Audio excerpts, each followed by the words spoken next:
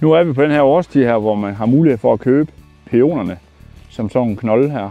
Og lige snart man får dem hjem, så gælder det bare om at få dem plantet. Det er kun en efterårsvare, man har som knolde. Om foråret, der køber man bare i pot. Plantning af pæonknolde. Jeg har lige modtaget sådan 2 her, og de er i en pose, jeg har lige pakket dem ud. De er lige klar til at lægge ned i jorden.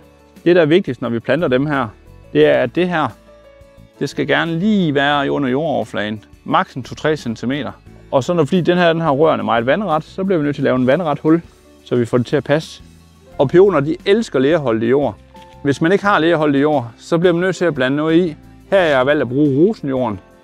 Fordi rosenjorden, det er en god kompost, der er tilsat noget ler. Så derfor får vi bare en mere lerholdig jord ved at bruge det. Så blander vi lidt det sammen.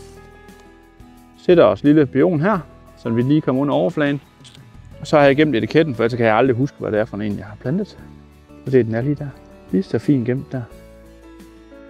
Men nu går vi imod vinteren, så kan jeg godt lige finde på at lige gøre sådan her. Så jeg bare lige ved, hvor den er henne. Der. Det kan også være, at man har modtaget en pæonknold, der er lidt nemmere, hvor den bare knopperne står igen her. Så er det igen blandt noget rosenjord i, for at få noget godt jord og lerholdig jord i. Der. Og igen, pas på ikke at plante det for dybt. Etiketten i, så vi ved, hvad vi har plantet der. Generelt for pæoner, vi elsker at stå i lerholdig jord, der holder på næringen. Men hvis man skal være god ved sine pæoner, så skal man bare give dem godt med kalk. Eksempelvis når man kalker sin græsplæne. Så kan man lige huske at give dem en håndfuld.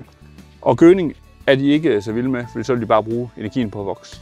Men hvis man har mange blomster, så er det bare godt med kalk og godt med ler i jorden.